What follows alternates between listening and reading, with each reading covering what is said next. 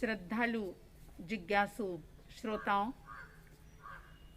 भगवान महावीर स्वामी जी की गुण स्तुति करके उसका पारायण करके हम अपने आत्मिक बल में वृद्धि करते हुए पापों के मल को धोने का प्रबलतम पुरुषार्थ कर रहे हैं। बड़ा ही सौभाग्य है हमारा और बहुत ही भाग्यशाली हैं आप कि इस अनमोल जीवन को प्राप्त करके हमें उस परमात्मा की बात सुनने का सुअवसर प्राप्त हो रहा है। क्योंकि शास्त्र कहते हैं सब कुछ मिलना सहज है, लेकिन यथार्थ ज्ञान, परमात्मा की भक्ति, आत्मा की बात सुनना बहुत दुर्लभ है। बहुत सौभाग्य का, पुण्य का उदय होता है तब कहीं जाकर के ऐसा सुअवसर जीवन में प्राप्त होता है। तो इस सुअवसर को प्राप्त करके इसके प्रति भीतर में अहोभाव लाएं, अपने आप को सौभाग्यशाली महसूस करें कि कितने भाग्यशाली हैं हम कि इस जीवन की अनादि काल की इतनी लंबी यात्रा में बहुत कम ऐसा चांस मिला जिसमें हमने परमात्मा की वाणी को सुना, परमात्मा की भक्ति की, आत्मा को जानने का पुरुषार्थ किया। मैं आत्मा हूँ, इस बात को हमें सुनने को मिला। ये बहुत सौभाग्य की बात है। आप सुन रहे थे वीरथुई की 28वीं गाथा, जिसमें सुना था आपने सेवारिया इत्थि। पहले चरण का पहला शब्द सेवारिया इत्थि, यानी वे परमात्मा भगवान महावीर जिन्होंने स्त्री पुरुष संसर्ग का त्याग करने का उपदेश दिया और ये बताया कि खाणी अनर्थान उ काम भोगा। काम भोग अनर्थों की खान है। जब तक मनुष्य के मन में ये भाव रहता है, ये सोच रहती है, ये धारणा रहती है कि भोगों से सुख मिलेगा, जब तक ये धारणा रहती है तब तक वह आत्मा में विचरण नहीं कर सकता, वो परमात्मा में एकाकार नहीं हो सकता।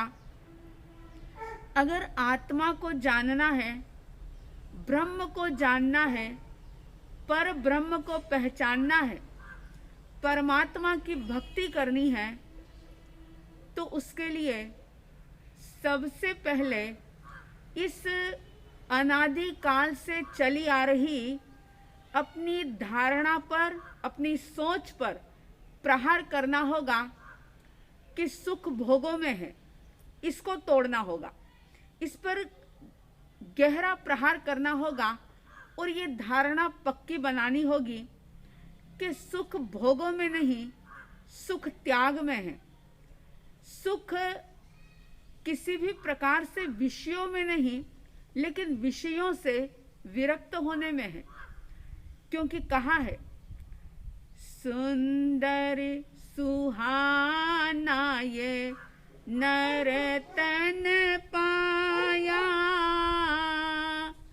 किस्मत से तूने नर तन पाया। सुंदर सुहाना ये अवसर आया, किस्मत से तूने नर तन पाया। कैसा सुंदर हीरा तेरे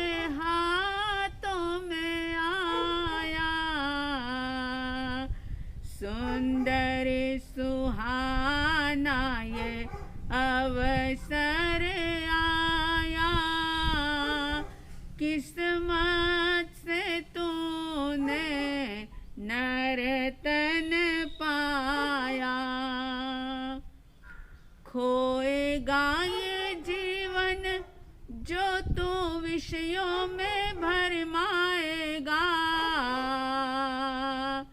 खोएगा ये जीवन जो तू विषयों में भरमाएगा।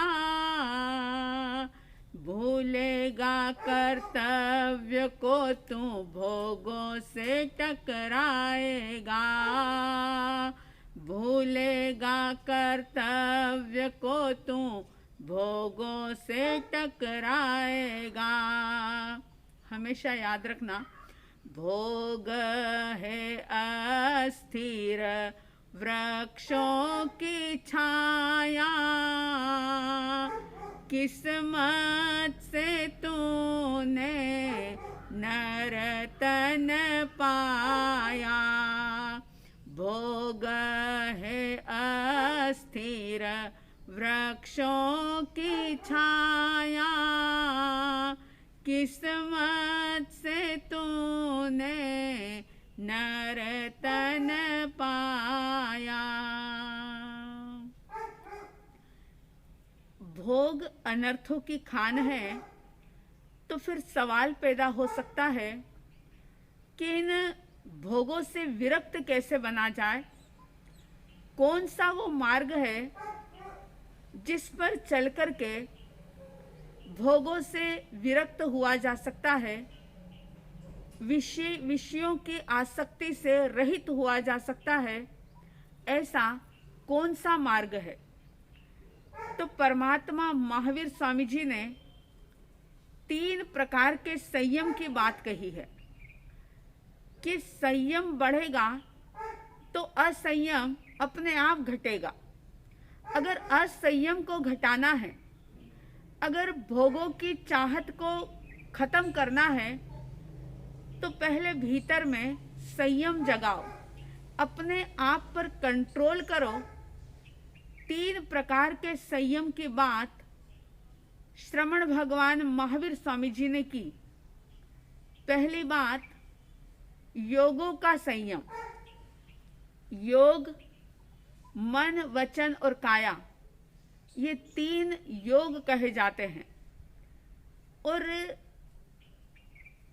वचन, काया, काया के बाद वचन और वचन के बाद मन, ये मिलना महापुण्य का उदय होता है। काय योग तो हर जन्म में मिला। जब हम निगोद अवस्था में थे, नित्य निगोद में ये जीवात्मा थी, तब भी हमें काय योग तो मिला था, लेकिन वचन योग नहीं मिला था।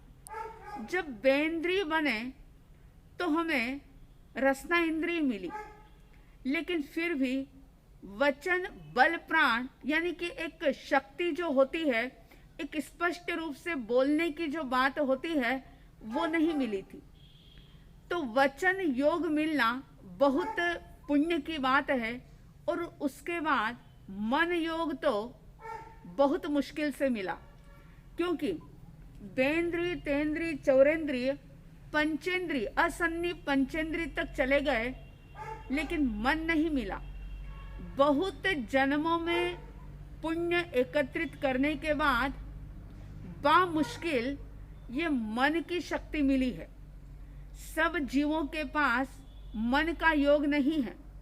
बहुत बड़ी दौलत है ये हमारे पास मन की, कि जिससे हम मनन कर सकते हैं, जिससे हम चिंतन कर सकते हैं, अच्छे और बुरे के बारे में सोच सकते हैं। तो परमात्मा कहते हैं कि मन पर कंट्रोल करो, मन की चौकीदारी करो कि तुम्हारा मन क्या कह रहा है, तुम्हें किस ओर प्रेरित कर रहा है। कहीं ऐसा तो नहीं कि तुम स्वयं मालिक हो, लेकिन मालिक होने के बावजूद तुम मन के गुलाम बन गए और मन मालिक बन गया। याद रखना, जिनका मन मालिक बन जाता है और ये जीवात्मा गुलाम बन जाती है, तो फिर 84 के चक्कर से कोई भी बचा नहीं सकता, क्योंकि मन हमेशा भोगों की तरफ ले जाएगा। अगर आप स्वयं सजग सावधान नहीं हैं, तो ये मन बहुत संभावना है कि आपको पापों की तरफ प्रेरित कर दे। इसलिए याद रखना, मन पर अनुशासन रखना, मन पर संयम रखना, वाणी पर कंट्रोल रखना और इसके साथ साथ काया का यानी शरीर का भी संयम साधना। बहुत सारे लोग ऐसे हैं जो बिना वजह इधर उधर घूमते रहते हैं। बहुत सारे लोग बिना वजह अपने हाथ पैरों को हिलाते रहते हैं। ये काया का असंयम है। यानी अंदर में जितनी ज़्यादा उथल पुथल होगी, जितनी अस्थिरता होगी, वो सारी अस्थिरता उनकी काया से, उनकी वाणी से बाहर झलकेगी। तो परमात्मा कहते हैं अपनी काया को भी साधो, अपने वचन को भी साधो, यानी संयम रखो, और मन पर तो संयम रखना ही है। तो पहली बात बताई योग का संयम, यानी मन, वचन और काया, इन तीनों योग पर संयम करके हम भोगों से विमुख हो सकते हैं। दूसरी बात बताई इंद्रियों का संयम। जानते हैं आप सभी प्रबुद्ध हैं, 5 इंद्रियां होती है। स्पर्श इंद्रिय यानी शरीर, रसना इंद्रिय यानी जुबान, घ्राण इंद्रिय यानी नाक, चक्षु इंद्रिय यानी आँख और श्रोत इंद्रिय यानी कान। ये जो उत्तरोत्तर जैसे जैसे पुण्य बढ़ता है वैसे वैसे ये हमारी जो इंद्रियां हैं, क्योंकि जब पुण्य की कमी होती है तो जीव एक इंद्रिय होता है। एक इंद्रिय में सिर्फ स्पर्श इंद्रिय होती है। जब 2 इंद्रिय प्राप्त होती है तो रसना इंद्रिय मिलती है। तेंद्रिय जीवों को स्पर्श इंद्रिय, रसना इंद्रिय और घ्राण इंद्रिय, ये 3 मिलती है। चौरेंद्रिय जीव शरीर, जुबान, नाक और आँख तक पहुँच जाते हैं। और बहुत पुण्य का उदय होता है तब कान मिलते हैं, यानी श्रोत इंद्रिय मिलती है। सब जीवों के पास ये ताकत नहीं है। सब जीवों को कान नहीं मिले, और कई जीव तो ऐसे भी हैं कि जिनको कान मिले, श्रोत इंद्रिय मिली, लेकिन उसकी शक्ति नहीं मिली, वे सुन नहीं सकते। तो परमात्मा महावीर स्वामी जी कहते हैं कि अपनी इन इंद्रियों पर कंट्रोल करो, इंद्रियों का संयम करो, क्योंकि मन जो है हमारा, वो इन इंद्रियों की खिड़की से बाहर झांकता है। वो इन इंद्रियों की खिड़कियों से बाहर देखता है, पदार्थों की ओर आकर्षित होता है, और फिर वह उन्हें पाने के लिए प्रेरित करता है। तो परमात्मा कहते हैं कि अगर ब्रह्म में विचरण करना है, अपने आप को जानना है और भोगों में सुख नहीं है, इस धारणा को पक्की करना है, मजबूत करना है, तो इसके लिए सबसे पहला उपाय है 3 योग का संयम हो, यानी मन, वचन, काया का संयम हो। दूसरी बात 5 ही इंद्रियों का संयम हो, और संयम के साथ साथ ये प्रैक्टिकल भी चलता रहे कि कान सुनने की शक्ति जो बहुत मुश्किल से हमें मिली है, लेकिन हम क्या सुन रहे हैं? कहीं ऐसा तो नहीं कि इस शक्ति का दुरुपयोग करते हुए हम कोई गलत बात अपने कानों में डाल रहे हैं? जैसे कोई समझदार व्यक्ति होता है तो अपने लॉकर में या तिजोरी में कोई भी गंदगी भरना पसंद नहीं करता। समझ लो, अगर किसी के पास बहुत सुंदर थाल हो, बहुत कीमती थाल हो, थाली हो, और उस थाली के अंदर अगर कोई कचरा डाले, गंदगी इकट्ठी करे, तो उस व्यक्ति को पागल कहा जाता है। अगर कोई अपने लॉकर में या तिजोरी में या अलमीरा में अटाला बेकार का सामान भर ले, गंदगी भर ले, कोई जूते चप्पल भर ले, कोई कंकर पत्थर भर ले, तो वो व्यक्ति भी पागल कहा जाएगा।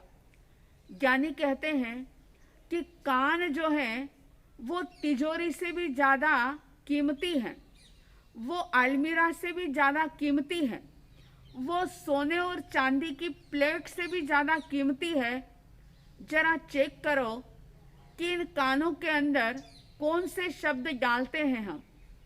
अगर हम प्लेट में कोई गंदी चीज़ नहीं डाल सकते तो क्या कानों में कोई गंदे शब्द डालने चाहिए? अगर जुबान मिली है तो किसी की निंदा, बुराई, चुगली, ईर्ष्या और द्वेष करना चाहिए।